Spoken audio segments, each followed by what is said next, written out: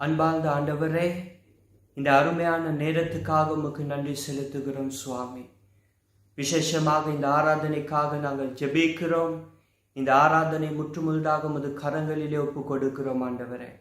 ஆண்டவரே, நமஸ்கார நேரத்தை வழிநடத்தும் தாசனை அபிஷேகிங்க ஆண்டவரே. சுவாமி, பரலோக நமஸ்காரத்தை இந்த இடத்திலே ஏறெடுக்குமாறு உமது அபிஷேகத்தை அவருக்குள்ளாக ஊற்ற வேண்டும் என்று ஜெபிக்கிறோம் ஆண்டவரே. ஆண்டவரே, அதே போல உமது வாழ்த்தை கூட உமது கரங்களில் ஒப்பு கொடுக்கிறோம். வாழ்த்தை கொண்டு வரும் தாசனை அபிஷேகிங்க. இன்றைய நாளிலும் கூட உமது பிள்ளைகளுடன் நீர் எதை பேச விரும்புகிறீரோ அதை அவருடைய நாவிலே வைக்க வேண்டும் என்று ஜெபிக்கிறேன் ஆண்டவரே. ஆண்டவரே, அதே போல பல இடங்களிலிருந்து இதை கேட்டுக்கொண்டிருக்கும் பார்த்து கொண்டிருக்கும் அனைவருக்குமாக ஜெபிக்கிறேன் சுவாமி. ஆண்டவரே, நீர் அவர்களை தொட வேண்டும் என்று ஜெபிக்கிறேன். அவர்களுடைய இருதயங்களை தொட வேண்டும் என்று ஜெபிக்கிறேன் ஆண்டவரே. இன்னும் ஒரு நமஸ்கார நேரத்திற்கு இன்னும் ஒரு வார்த்தை கேட்டோம் என்று அல்ல ஆண்டவரே. சுவாமி, இன்றைக்கு அவர்களுடைய வாழ்க்கையிலே ஒரு மாற்றம் ஏற்பட வேண்டும் என்று ஜெபிக்கிறோம் ஆண்டவரே. ஆண்டவரே சுவாமி, பார்ப்பவர்கள் கேட்பவர்கள் யாராயினும் நீர் இன்றைக்கு அவர்களை தொட வேண்டும் என்று ஜெபிக்கிறோம் ஆண்டவரே. ஆண்டவரே சுவாமி, மறுபடியும் இந்த ஆராதனை உமது கரங்களில் ஒப்பு கொடுக்கிறோம் ஆண்டவரே. உம் நாம மகிமைக்காக அனைத்தையும் செய்ய நீர் எங்களுக்கு உதவி செய்யுங்க. உமது ஆண்டவரே அபிஷேகத்தை உமது சமூகத்தை உணர எங்களுக்கு உதவி செய்ய வேண்டும் என்று ஜெபிக்கிறோம். இயேசுவின் நாமத்தினாலே ஜெபம் கேளும் நல்ல பிதாவே, ஆமென். எனக்காக யாவையும் செய்து முடிக்கும் கர்த்தர், எனக்காக யாவையும் செய்து முடிக்கும் கர்த்தர், எனக்காக யாவையும் செய்து முடிக்கும் கர்த்தர், எனக்காக யாவையும் செய்து முடிக்கும் கர்த்தர். இன்றே செய்பவர், நன்றே செய்பவர், இன்றே செய்பவர், நன்றே செய்பவர், என்றும் செய்பவர். எனக்காக யாவையும் செய்து முடிக்கும் கர்த்தர், எனக்காக யாவையும் செய்து முடிக்கும் கர்த்தர்.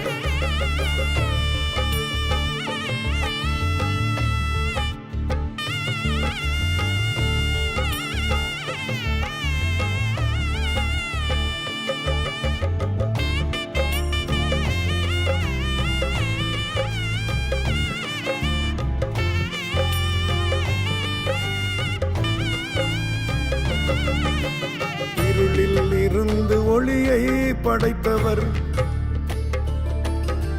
வெறுமையில் இருந்து உலகை படைத்தவர், இருளில் இருந்து ஒளியை படைத்தவர், வெறுமையில் இருந்து உலகை படைத்தவர், காற்றும் மேகமும் இன்றி மழையை பொழிபவர், காற்றும் மேகமும் இன்றி மழையை பொழிபவர், செங்கடலினையும் பாதையாக்கும் சர்வ வல்லவர், செங்கடலினையும் பாதையாக்கும் சர்வ வல்லவர்.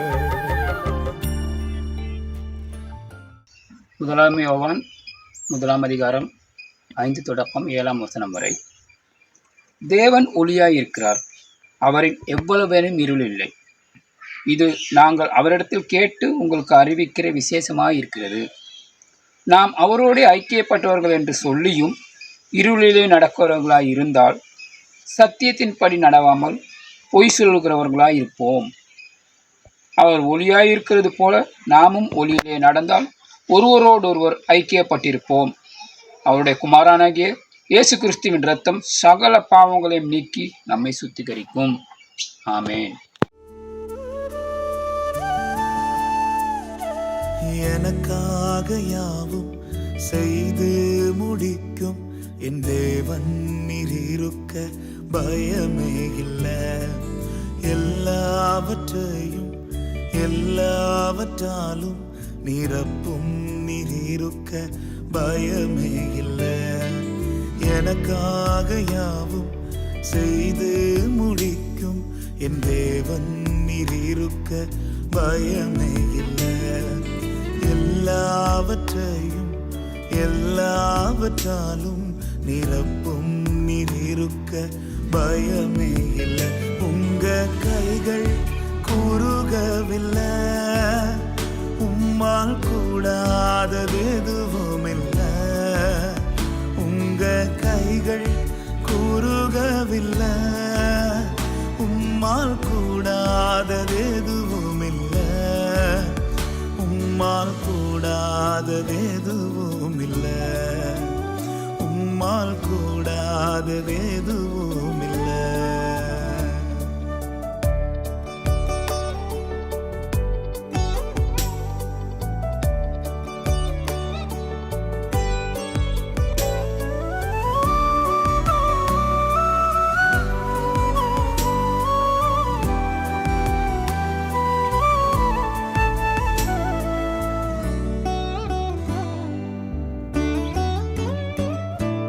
சகலத்தையும் நீர் உருவாக்கினீர், வார்த்தையாலே நீர் உருவாக்கினீர்.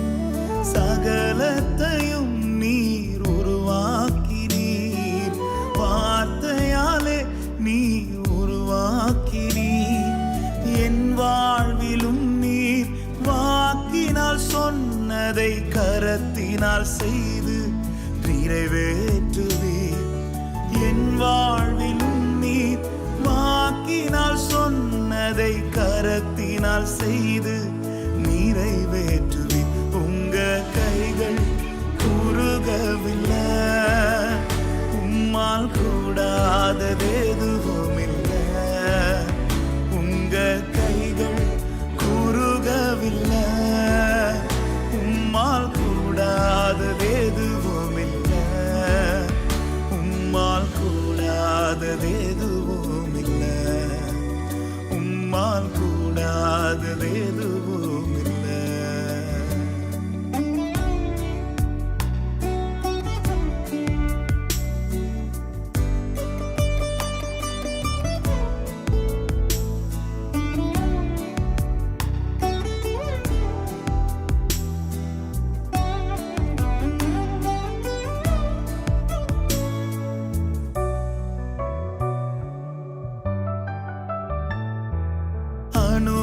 அனுமதித்ததெல்லாம் நன்மைக்காக, நடத்திடும் பாதைகளும் நன்மைக்காக. அனுமதித்ததெல்லாம் நன்மைக்காக, நடத்திடும் பாதைகளும் நன்மைக்காக. அதினதின் காலத்தில் நேர்த்தியாய் செம்மையாய் எனக்கான யாவும் செய்து முடிப்பீர்.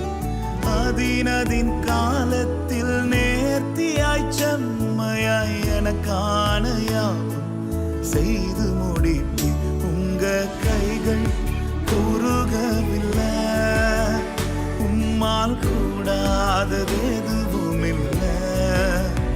உங்க கைகள் குறுகவில்லை, உம்மால் கூடாதது எதுவும் இல்லை. உம்மால் கூடாதது எதுவும் இல்லை. உம்மால் கூடாதது எதுவும் இல்லை. இயேசுவால் கூடாதது எதுவும் இல்லை. இயேசுவால் கூடாதது எதுவும் இல்லை. இன்றைய வேத வசனம் மத்தேயு 5ஆம் அதிகாரம் 13 தொடக்கம் 16 வரை. நீங்கள் பூமிக்கு உப்பாய் இருக்கிறீர்கள். உப்பானது சாரமற்று போனால் எதினால் சாரமாக்கப்படும்? வெளியே கொட்டப்படுவதற்கும் மனுஷரால் மிதிக்கப்படுவதற்குமே ஒழிய வேறொன்றுக்கும் உதவாது. நீங்கள் உலகத்துக்கு வெளிச்சமாய் இருக்கிறீர்கள். மலையின் மேல் இருக்கிற பட்டணம் மறைந்திருக்க மாட்டாது. விளக்கை கொளுத்தி மரக்காலால் மூடி வைக்காமல் விளக்கு தண்டின் மேல் வைப்பார்கள்.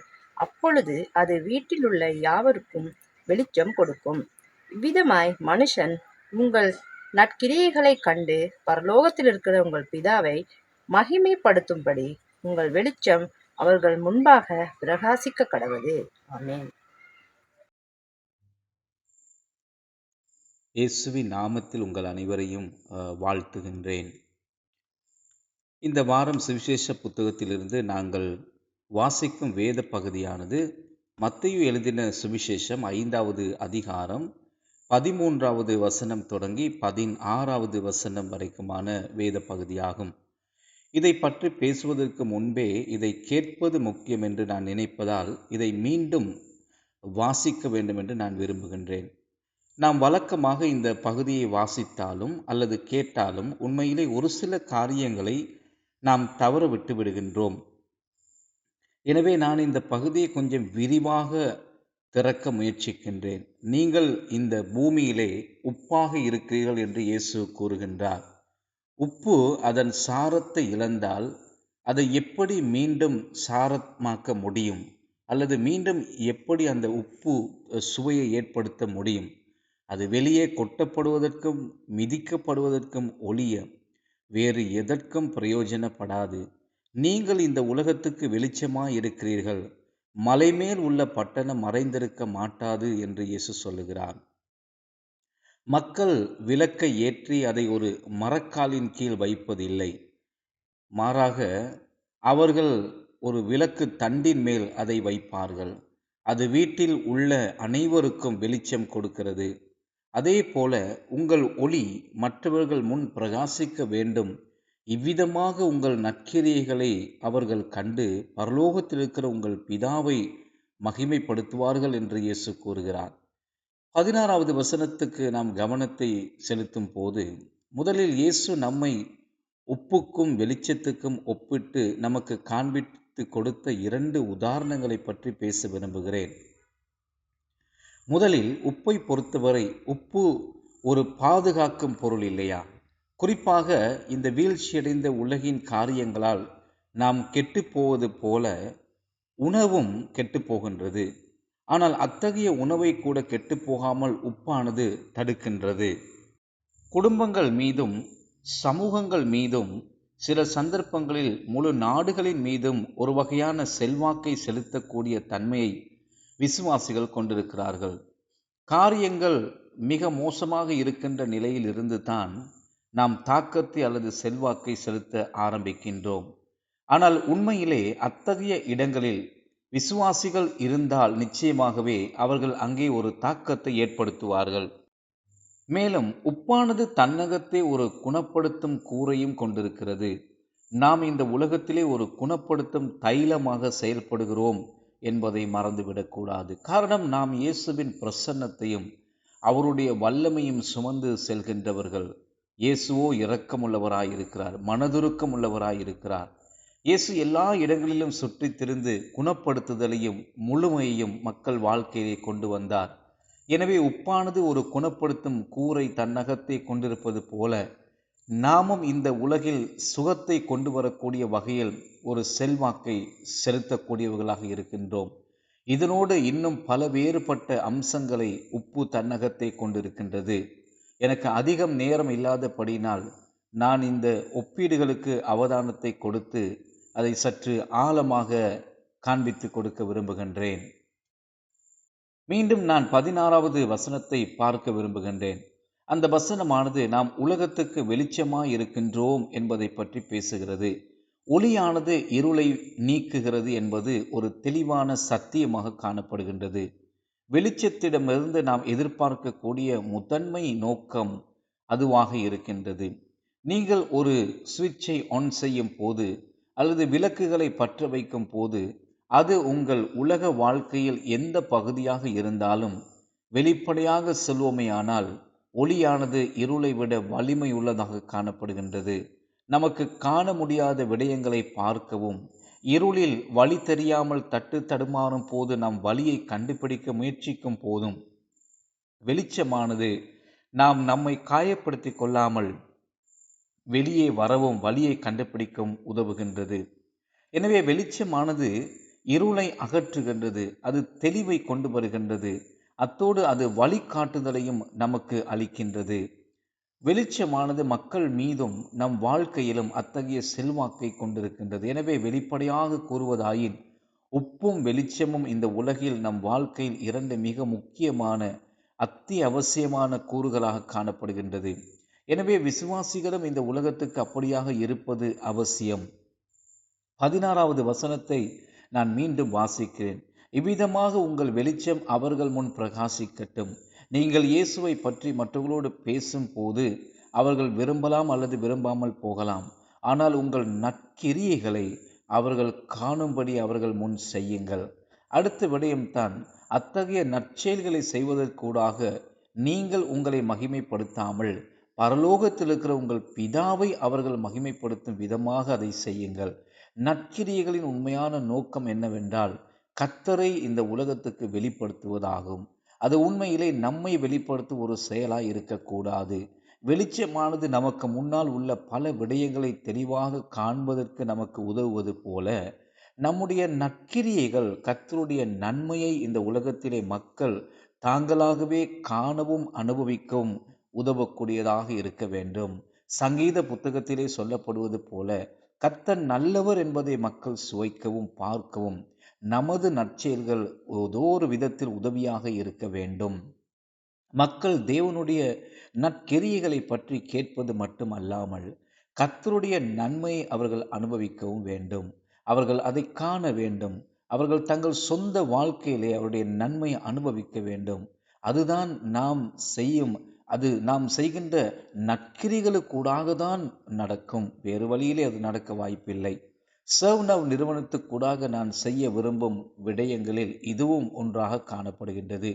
இயேசுவை பற்றி பேசுவது மட்டுமல்லாமல், இயேசுவை பற்றி பகிர்ந்து கொள்வது மட்டுமல்லாமல், அவர்களை பார்த்து அக்கறை கொண்டு அவர்கள் இருக்கும் இடத்திலே வந்து அவர்களை சந்திக்கும் ஒரு கர்த்தர் இருக்கிறார் என்பதை மக்களுக்கு தெரியப்படுத்த மிகவும் நடைமுறைக்குரிய மற்றும் நற்கிரியைகளை செய்யும் வாய்ப்பு இந்த சேவன ஊழியத்துக்கூடாக நமக்கு கிடைத்திருக்கின்றது.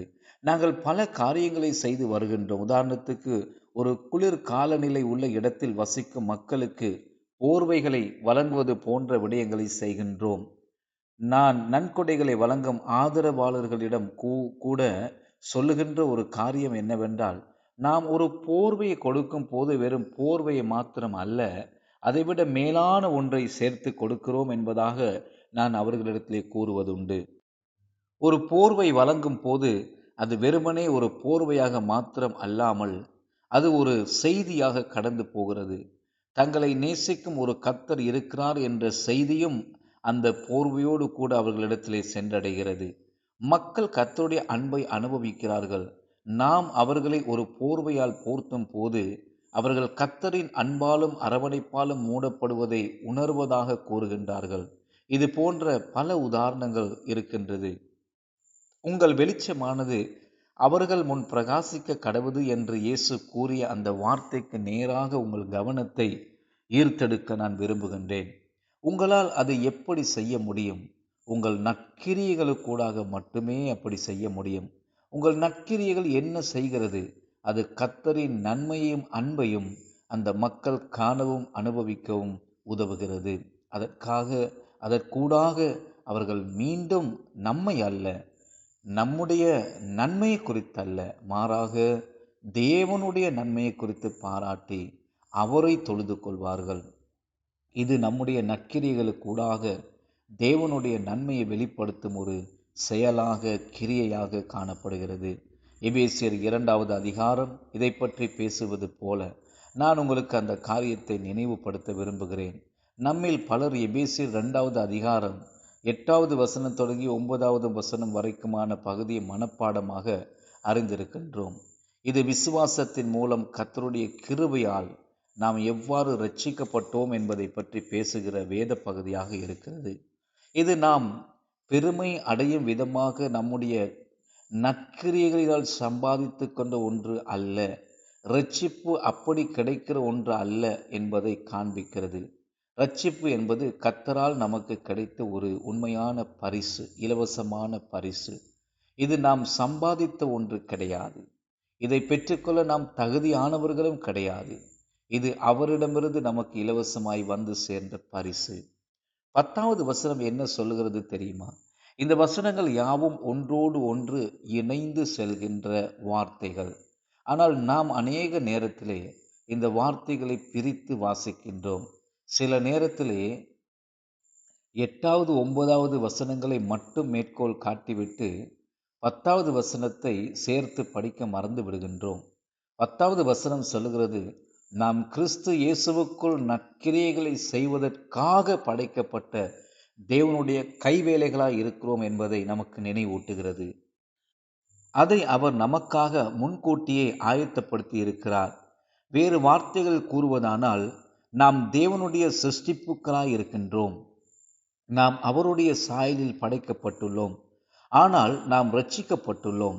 மேலும் அவர் நமக்காக ஏற்கனவே ஆயத்தப்படுத்தியுள்ள நல்ல கிரியைகளை செய்வதற்காக ஒரு குயவனின் கைகளில் களிமண் வணையப்படுவது போல அவரால் வணையப்பட்டு வடிவமைக்கப்பட்டிருக்கின்றோம். எனவே இங்கே ஒரு வேறுபாடு இருக்கிறது. நாம் நமது நற்செயல்களால் ரட்சிக்கப்படுவதில்லை. ஆனால் கர்த்தருடைய நன்மையை மற்றவர்களுக்கு வெளிப்படுத்தும் நற்செயல்களை செய்வதற்காக ரட்சிக்கப்பட்டிருக்கின்றோம். இவைகளை செய்யும்படியாக தேவன் நம்மை முன்கூட்டியே ஆயத்தப்படுத்தி இருக்கிறார். எனவே இது ஒரு அமைப்பை தொடங்குவது பற்றி கூறுகின்ற வேத பகுதி கிடையாது. ஒருவேளை சர்வ் நவ் செய்வது போல நமக்காகவும் அதில் ஈடுபட்டுள்ள நம்மில் பலருக்காகவும் இது அவர் நமக்காக முன்கூட்டியே தயாரித்த நற்செயல்களில் ஒரு பெரிய பகுதியாக இருக்கின்றது. அந்த கோணத்திலே அதை நாம் எடுத்துக்கொள்ளலாம். ஆனால் நான் உங்களுக்கு சொல்ல விரும்புகிறேன், நல்ல செயல்களை செய்ய நமக்கு ஒரு அமைப்பு தேவை கிடையாது. மக்களின் தேவைகளை பாருங்கள். அவை உண்மையிலே நீங்கள் நற்கிரியைகளை செய்வதற்கான அழைப்புக்களாக காணப்படுகின்றது. எனவே இந்த உலகத்திலும் மற்றவர்களின் வாழ்க்கையிலும் அவர் எழுதும் கதையில் மிகவும் எளிமையான வழியில் நீங்களும் கால் பதித்து கர்த்தருக்குள்ளாக உங்கள் அழைப்பை நிறைவேற்றுங்கள்.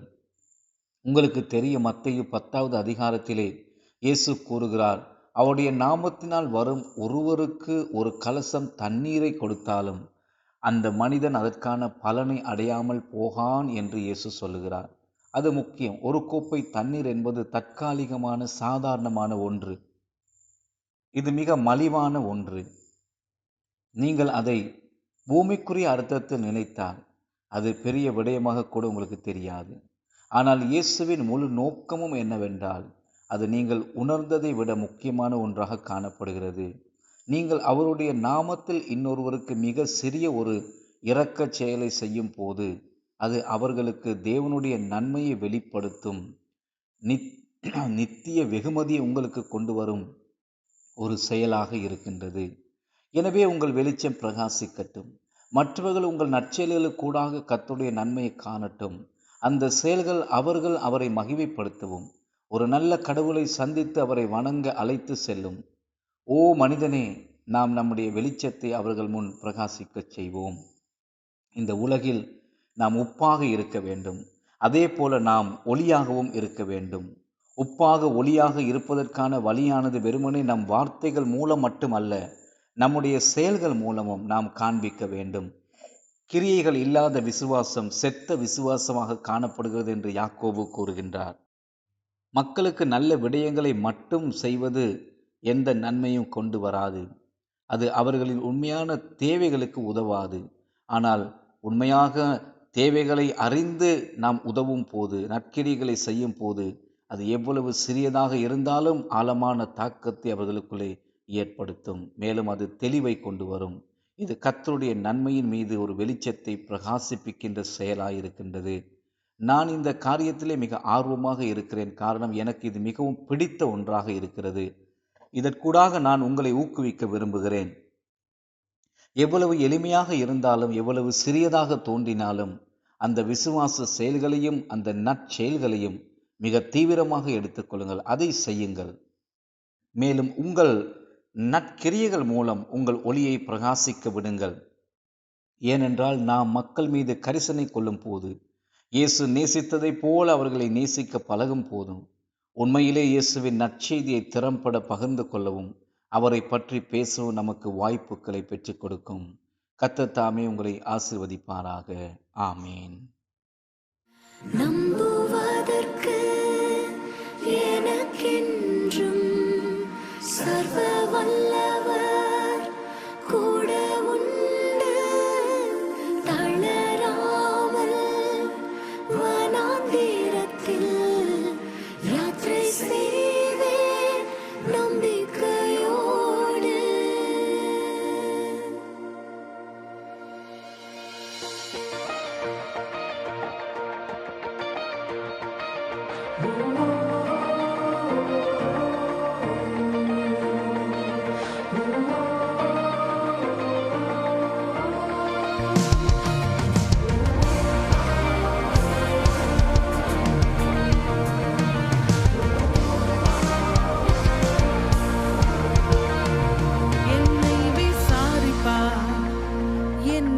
போஷிப்பார், எந்தன் தேவைகள் எல்லாம் சந்திப்பார்.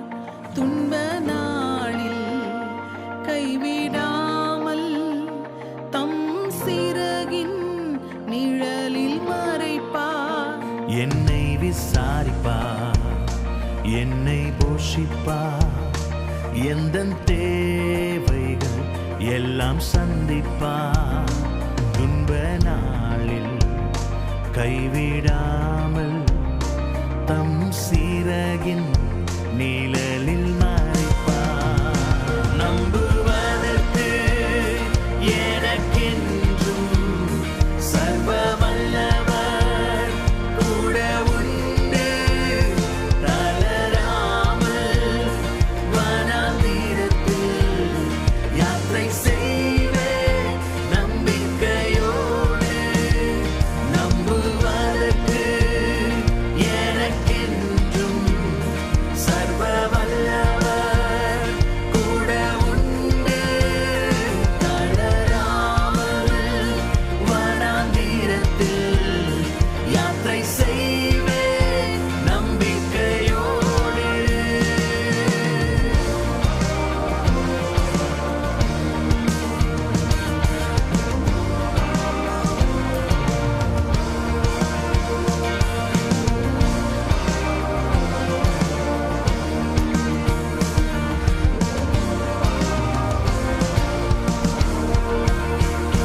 பொல்லாப்புகள் நேரிடாது, வாதையோ உன்னை அணுகாது. பாதைகளில் தேவனுடைய தூதர்கள் தம் கரங்களில் தாங்குவார். பொல்லாப்புகள் நேரிடாது, வாதையோ உன்னை அணுகாது. பாதைகளில் தேவனுடைய தூதர்கள் தம் கரங்களில் தாங்குவார். நம்புவதற்கு எனக்கென்றும் சர்வ வல்லவர் கூட உண்டு. தளராமல் வனாந்திரத்தில் யாத்திரை செய்வேன் நம்பிக்கையோடு. நம்புவதற்கு எனக்கென்றும் சர்வ வல்லவர் கூட உண்டு. தளராமல் வனாந்திரத்தில் யாத்திரை செய்வேன் நம்பிக்கையோடு.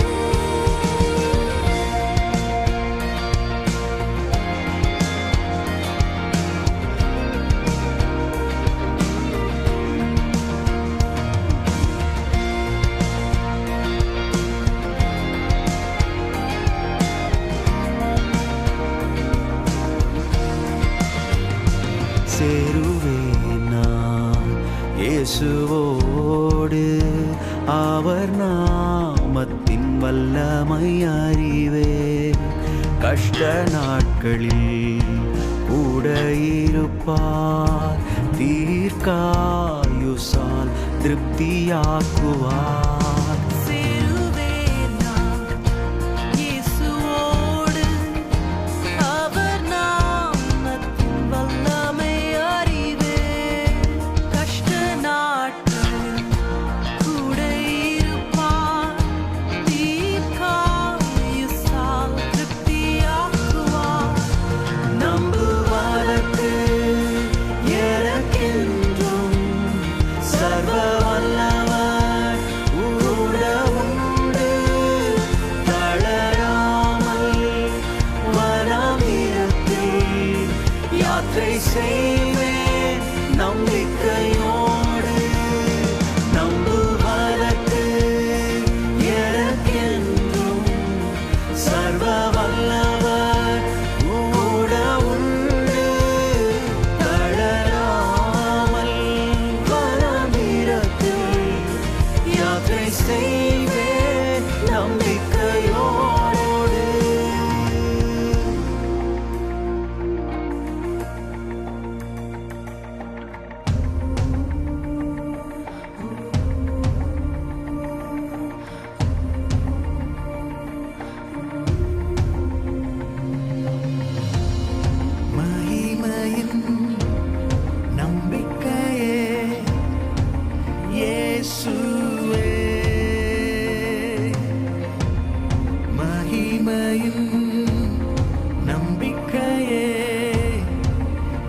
இயேசுவே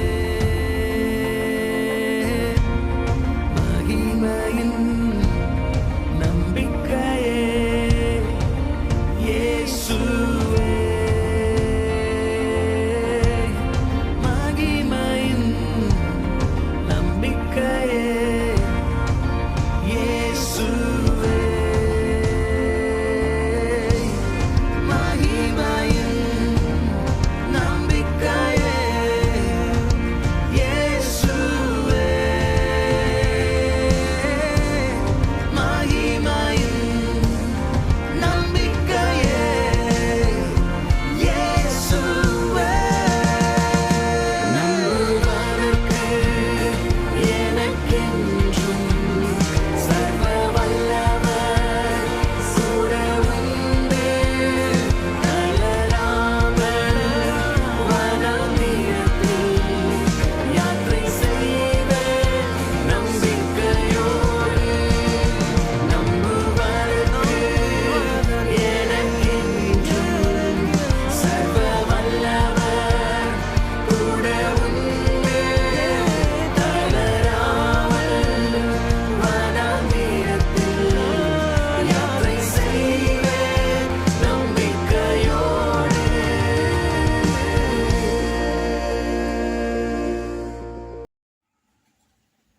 நல்லது. இந்த நேரத்தில் நாங்கள் ஆராதனையும் கேட்ட வார்த்தையும் ஆண்டவருக்கு ஒப்பு கொடுத்து எங்களையும் ஒப்பு கொடுத்து நாங்கள் ஜெபம் செய்து இந்த ஆராதனையை நாங்கள் முடித்துக் கொள்வோம். எங்களை நேசிக்கும் அன்புள்ள கிருபையுள்ள கர்த்தாவே, அப்பா உமக்கு நன்றி செலுத்துகின்றோம் இந்த நாளிற்காக. தேவனே, எங்களுடைய ஆராதனை தொடக்கம் முதல் முடிவு பரியந்தம் எங்களோடு நீர் கூட இருந்த கிருபைக்காக உமக்கு நாங்கள் நன்றி செலுத்துகின்றோம். தேவனே, இதோ இந்த நாளில் ஆண்டவரை நாங்கள் கேட்ட வார்த்தையின்படி எங்களுடைய வாழ்க்கையை சுவாமி நாங்கள் சரி செய்து கொள்ள எங்களுக்கு நீர் உதவி செய்தருள்வீராக. அப்பா, உம்முடைய வார்த்தை இருபுறமும் கருக்குள்ள பட்டயமாய் ராஜா எங்கள் ஒவ்வொருவரையும் ஆண்டவரே உம்முடைய நீதியின் பாதையில் சரி செய்து வழி நடத்திட எங்களுக்கு நீர் உதவி செய்வீராக. உம்முடைய வார்த்தையின்படி எங்களுடைய வாழ்க்கையை நாங்கள் சரி செய்து கொள்வதற்கு இதோ நாங்கள் எங்களை அர்ப்பணிக்கின்றோம். தேவ ஆவியானவரே, இதோ இந்த நாள் எங்களோடு நீர் கூட இருந்ததை போல் ராஜா ஒவ்வொரு நாளிலும் ஆண்டவர் நாங்கள் கேட்ட இந்த வார்த்தை சுவாமி எங்களுடைய இருதயத்தில் வைத்து நாங்கள் காத்துக்கொள்ள எங்களுக்கு நீர் உதவி செய்வீராக. உமக்கு ஏற்ற பிள்ளைகளாக சாட்சியுள்ள பிள்ளைகளாக ஆண்டவரை இந்த பூமியில் நாங்கள் வாழ திகழ எங்களுக்கு நீர் உதவி செய்வீராக. அப்பா, இந்த ஆராதனை முழுமையாக உமது அன்பு கருத்தில் ஒப்புக் கொடுக்கின்றோம். உம்முடைய நாமம் ஒன்றே மகிமைப்பட்ட கிருபைக்காக உமக்கு நன்றி செலுத்துகின்றோம். தேவ ஆவியானவரை இதோ எல்லாவற்றையும் அன்பு கருத்துக்கு ஒப்பு கொடுத்து எங்களை தாழ்த்தி உம்மை உயர்த்தி ஜெப வேண்டி நிற்கின்றோம் எங்கள் ஜீவனுள்ள நல்ல பிதாவே, ஆமென். அறிவெல்லாம் கடந்த கடவுளின் சமாதானம் உங்கள் மனமெல்லாம் நிறையட்டும். கடவுளையும் அவர் மைந்தன் இயேசு கிறிஸ்துவையும் பற்றிய அறிவிலும் அன்பிலும் அது உங்கள் நிலை கொள்ளச் செய்யட்டும். தந்தை, மைந்தன், புனித ஆவியானவராகிய அனைத்து வல்ல கடவுளின் ஆசி எப்போதும் உங்கள் மீதும் உங்களோடும் நிறைவாய் என்றும் தாங்குவதாக. ஆமென்.